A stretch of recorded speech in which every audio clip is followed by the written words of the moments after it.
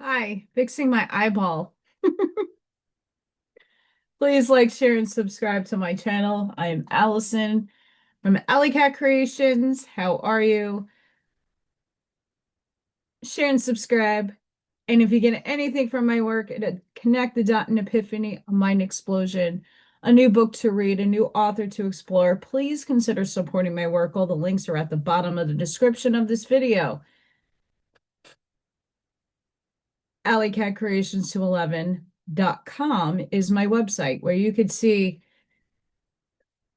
pyramids, all types of different pyramids that I build and do and have beautiful qualities, artwork, paint and sip paintings, oracle readings, candles I make, all kinds of fun stuff. I don't know what's going on with my eyeball, but there's something in there and I've been trying to get it out for an hour now.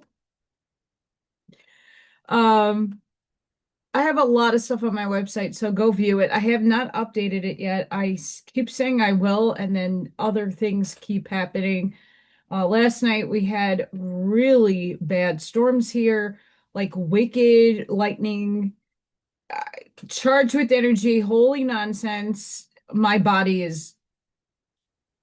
exhausted and like wired at the same time. Um, Crazy. So yeah, just want to put this out there before I go into 3D memberships. I have a really crazy week at work, and I don't know what time things are going to be. But I am going to get things out there to you guys. Um, if I don't keep on my own schedule, I no bueno. But with cat sitting and running back and forth and work and it's a lot. It's a lot. But I'm here. Hi, everybody. 3D memberships is a great way to contribute to me, the channel, to keep it up, keep it flowing. Um, and I get it. There's a lot of people that can't afford month to month, and sometimes you forget to upcycle. It's totally fine. But memberships really do help me out. Um, You guys get oracle readings once a week. I did last night really late. I did a whole nice spread for you guys. I'm not just pulling like a few decks. I'm pulling a plethora of decks to pull a bigger energy out for those of you who need to heal, get some direction, get some kind of where's the collective moving? So I like doing those, not just for everybody, also for myself. It helps me. And at the end of each month, I do a raffle, and three people usually get a winning something. And usually my channel members get one free entry into all my raffles, and it's really fun and it's a great time for my Friday night lives. So please consider doing that.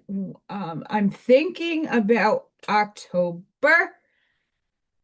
creating a 4D based on my work schedule and how things are going to solidify. Like I just started, so things are a little batshit. Once things start kind of calming down, my 4 year anniversary is in October. I might up another tier, um, and maybe figure something out for there. And I'm also doing some coursework. And I'm still solidifying like the direction of what I have in my head. So we'll get there, but thank everybody for that very long-winded beginning. Today we're going to read the Inner Radiance, chapter 13, The Mystic Rose. And I got to expand this even more because I'm blind. And no, these are fake glasses. Um, Even though I do have something in there, I'm trying not to touch my eyes. Quote, I, the real self, am the rose of Sharon and the lily of the valleys. End quote, Song of Solomon. Quote, look to the rose that blows about us. Lo, laughing, she says, into the world I blow. At once the silence, at once the silken tassel of my purse, tear, and its treasure on the garden throw, end quote. The Rubaiyat of Omar Khayyam. And I do apologize. This is all typed text and not the easiest to read. There are no words which can exactly express divine realities because those realities exist in the higher dimensional worlds, the worlds of 4 or more dimensions. A 4th dimensional idea can be expressed in this 3-dimensional world only by a symbol, analogy, or allegory, which manifests something of the qualities of the reality that is being presented for our comprehension. This is making me so excited. Wow. For countless ages and in many lands, the rose has been used as a symbol to symbolize divine love because of its ravishing perfume, its cheery beauty, and its over innate qualities, which help man to forget the commonness and sordidness of everyday life. The object of evolution among all forms is the perfect manifestation of the highest type form of each species. Such a state of perfection is called mastery in each species. This state, we are told, has already been obtained in many kingdoms. Among the various earths, the diamond has reached this perfected state of mastery. Among metals, it's gold. Among trees, it is the oak. Among flowers, it is the rose. Among animals, it is man. Among mankind, it has a spiritually illumined initiate. Doubtless, man could have learned his lesson and ultimately have achieved mastery in a world devoid of beauty, but to be surrounded by the wondrous beauty of those kingdoms whose highest forms have obtained mastery not only affords him example and encouragement, but gives eloquent evidence that God is love. The rose symbolizes divine love and the spiritual unfoldment of mankind because it pictures forth the various stages of the mystical unfoldment of divine love within the heart of man, which are evidence that man is made in the image of God, the image or higher self of man, which is destined ultimately to blossom as a mystic rose and a manifest in the heart and life of each human personality. Well, the rose is said to be the most beautiful and mystical of all flowers and to reach its perfection only in paradise, yet even its simplest and least cultivated blossom never fails to awaken in the most untutored heart a wave of joy at its beauty, and at least a temporary, even if unrealized, vibration of aspiration and hope for a manifestation of that divine love which is God. This response brings at least a dim realization that if God manifests through nature in such beauty and fragrance, no one should think that he could forget or overlook even the poorest and humblest of his own children, but manifests in the heart of each in the beauty of wholeness and the odor of sanctity. Primarily, the rose symbolizes the oneness underlying the many, or unity in diversity. It has many individual petals, yet is one blossom. Each petal has its own individuality, yet each draws its life from one source. Its petals have no rootlets, yet are firmly joined to a common center. Humanity may therefore be likened to the petals of the rose divine. Each soul has its own individuality, yet each has its roots in the common spiritual center and draws its life from the one great spiritual source. All are equal in the possibility of expressing the aspect of the divine that is within, but each varies according to the degree of his manifestation of the inner self. In the personality, the number and beauty of the qualities unfolded like petals, and the perfume of the life marked definite stages in the manifestation of the mystic rose within. Some roses, like some souls, are more advanced than others and manifesting greater beauty and perfection, and exhale a greater quantity of rarer quality of perfume. Many souls have opened but a few petals, like the wild roses, which require a whole hillside of blossoms to express the beauty and perfume that is concentrated in the many petals of the American Beauty and other advanced roses. Yet no matter how primitive a blossom, how few its petals, or how faint its perfume, its blooming brings joy and beauty to someone, and its presence transforms the poorest dwelling or the most desolate garden. No matter how undeveloped or far from an ideal the manifestation of our mystic rose may be, our life and environment are transformed and beautified according to the degree that we express divine love. But simple, wild roses are advanced, cultivated ones. Many souls who are still on the lower rungs of the ladder of evolution and whose lessons lie largely in the material world are like the rose bush, which has yet put forth only leaves and thorns. Such need the storms and lessons of the outer life to teach them that intellectual attainments and worldly success alone, mere leaves and thorns, no matter how brilliant, pointed, and shining, are not the ultimate attainment of blossom of life. Many such are now realizing this and are beginning to put forth buds, although as yet there is little understanding that a blossom is forming, and no conception of the beauty and perfume of that which is to come. Yet if they keep on striving and assimilate the experiences of life, their bud will surely come to bloom in due season. Some, however, reach the bud stage but fail to go further because of some blight of selfishness or canker of impurity within. These are roses which need severe pruning. For all advanced roses reach their richness and beauty of perfection only after repeated pruning, many bitter experiences, and constant attention of a wiser gardener. There are many varieties of roses. There are types of humanity, yet, like each type of humanity, each rose has within it the possibility of manifesting an outpouring of divine love and beauty, which shall awaken in humanity a mysteriously touching inner gladness. For there is not a single type of rose which does not bring delight and which is not loved by someone, because it embodies some aspect of beauty which touches the heart and correlates with the similar stage of unfoldment of some soul.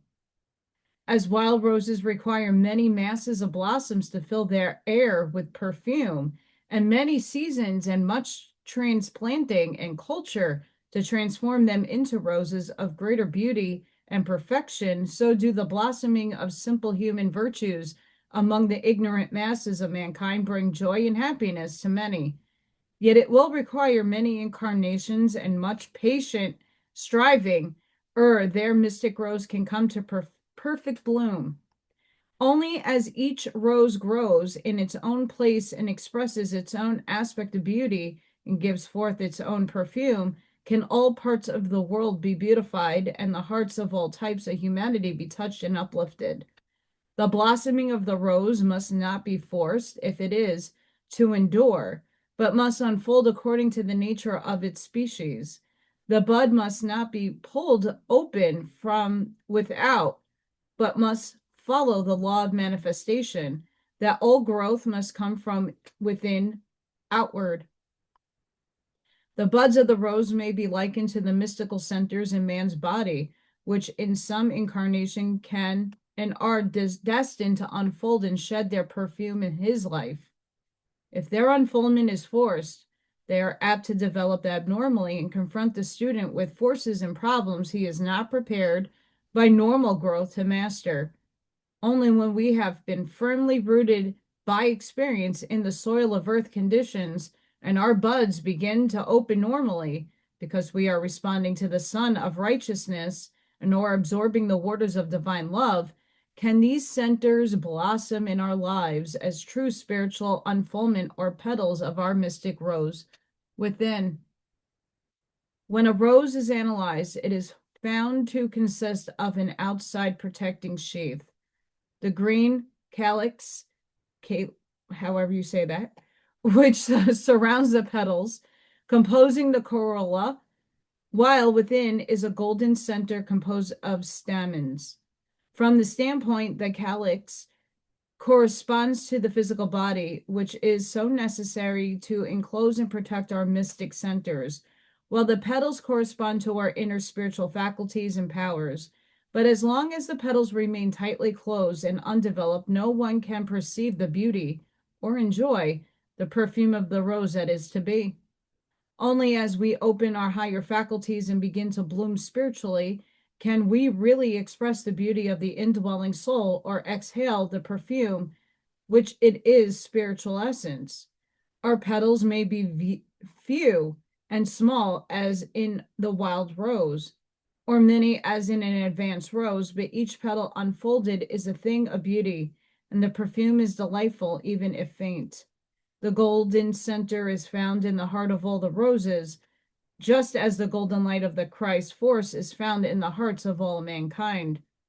This golden center represents the divine flame, for the curved yellow stamens are as perfect a pattern of a flame as nature can outpicture.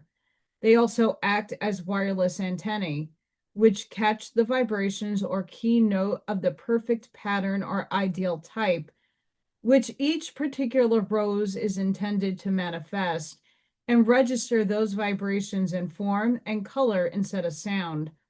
They also transmit the special characteristics of each rose to the seed as it adheres to the stem after the petals have fallen. Through our spiritual stamens, or the upreaching aspiration of our hearts, we catch the key notes of the flame of spiritual life of our ideal type or higher self and register them in the beauty of our lives and transmit them to the permanent atoms upon which our future incarnations are built. Just as the unfolding of the petals into full bloom to the flame of life or the manifestation of spirit of the rose by causing the growth and expansion of the golden center. So it is that only as the heart awakens and begins to unfold in the sacred flame streams forth from the divine self, can our spiritual petals come into full bloom, and the soul essence or the perfume of divine love be shed abroad upon all we contact. If a petal lets go, it's held upon the golden center, it falls to the ground, for there is nothing to hold it fast save its own power of cohesion. And no matter how fresh and beautiful the petals may be in themselves, they are a part of the rose only while they cling to their proper place around the center. Like petals, we absorb our spiritual life from the sacred flame within our hearts, and only as we voluntarily cling close to the inner flame of the Christ force can we bring forth the beauty and sweetness which must manifest as we unfold the blossom of the mystic rose within. Therefore must we deliberately and continually choose to dwell in the thought and with faith and thanksgiving upon our mystic rose, if we are to make it to the visible manifestation of the Christ within us. And no matter how wonderful the petals we may unfold, if we do not retain our touch with the heart center and draw our life from the Christ within, we can never express the rose of divine love, for our petals will fall to the ground or manifest only in the earthly aspects.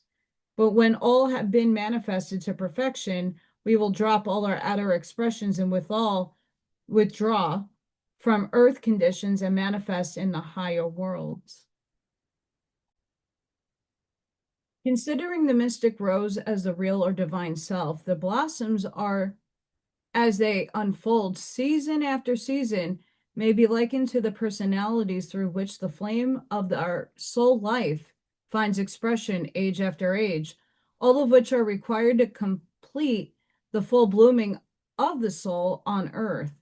After each blossom or personality has drawn from the mystic rose as much of its soul qualities as it is capable of expressing or for any reason, if no longer clings to the heart center, it falls to the ground. But even though it disappears and seems to die, yet it has built its experience into and added its strength and beauty of expression to the one eternal root, the mystic rose, which is our real self, from which new and more perfect blossoms will put forth in each incarnation.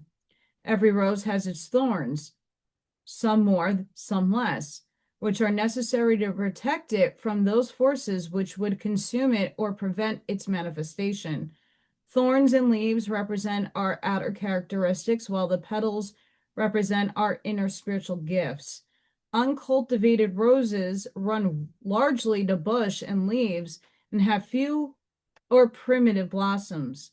But with cultivation, the rose gradually modifies its thorns, increases the number and beauty of its petals, and the amount and quality of its perfume. In our earlier or wild rose stages of spiritual unfoldment, we may have but a few primitive blossoms and little perfume, and may retain many harsh thorn-like expressions.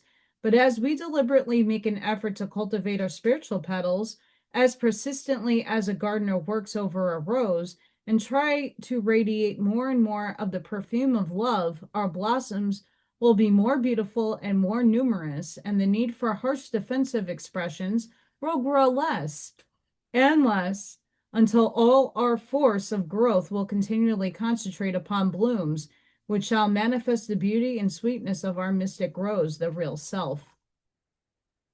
No matter how wild or uncultivated a rose may be, no matter how unimportant, unnoticed, or neglected we may seem to be, we can each bring forth some flower of soul unfoldment. When sad or despondent, or when discouraged with the stony soil of our environment and our seeming lack of growth, we should visualize the mystic rose within and inhale its perfume. Cling to the thought that if God can make roses bloom on a barren hillside or even in a desert, if we try to correlate it with our inner mystic, so can he bring forth some beautiful soul quality to bloom in our lives, no matter what our environment. If we realize that we too have a golden heart where the divine flame manifests as life, love, cheer, and beauty, we can send up our stamens of aspiration, no matter how gloomy and sunless the day, and draw down and absorb the warmth of divine love, which shall enable us to put forth blossoms instead of thorns in our life. Therefore, day after day, let us concentrate on the mystic rose within and the ideals we desire to have bloom in our life, and let the undesirable qualities fall from us like faded petals, because we no longer hold them to us or give them life force by our attention or by thinking of or expressing them. While we must all manifest in the environment and through the body in which we have chosen to incarnate, nevertheless, we can choose our path and guide our course through those conditions if we will, but we must cultivate each ideal and vital principle which we have thoroughly chosen to guide our lives until they become beautiful petals in the unfolding of our mystic rose, that we may express on earth that image of God in which we were created. God intended this earth to be a perfect Eden, a perfect garden of roses, yet he will not compel his children because he has given us free will. Nor would he be wise to force even the beauty and joy of his love upon an unreceptive or unwilling heart. He has planted the mystic rose of his life and love within our hearts, but there is something we must voluntarily choose to do to bring it into manifestation. Unless we purposely cultivate our mystic rose, it may bring forth only leaves and thorns. For when we unintend, even the finest roses may become only cumbering, tangled thickets of even like noisome weeds, when despoiled by insects are covered with mold. Realize that the students of this order are not merely a band of occult students selfishly seeking only their own enlightenment and psychic unfoldment, but are meant to be enlightened, regimented, of trained warriors understanding the conditions which confront humanity and determined to do all in their power to shorten the dark days of tribulation that are now upon us. They stand hand in hand and heart to heart to make their garden of roses radiate such a beauty of holiness and such a perfume of divine love that it shall help to illuminate the minds of mankind, cleanse the earth, and counteract or neutralize many of the destructive conditions which humanity is bringing upon itself as the old Piscean cycle draws to a close, and which must be cleared up and eliminated ere the new Aquarian age can fully manifest.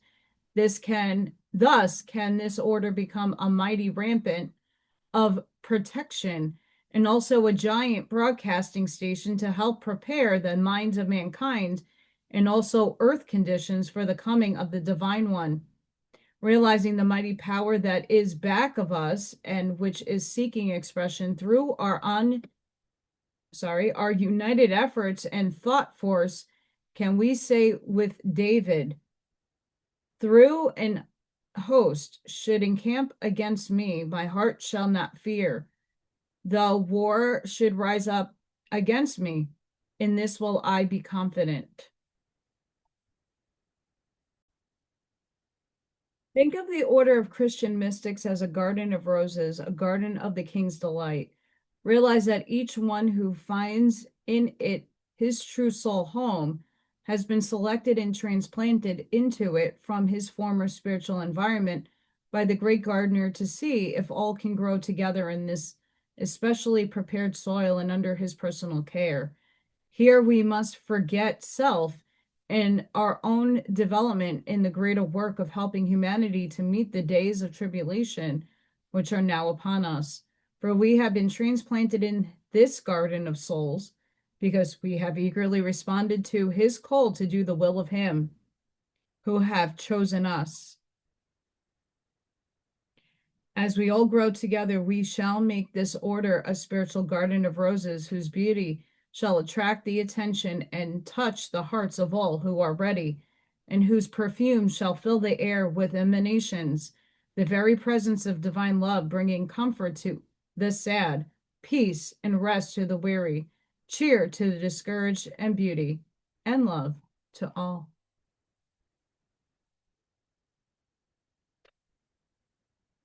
That was bananas. And so true. And it's really such a beautiful, beautiful, beautiful, beautiful worded and said description of why many of us are here. And it just speaks volumes.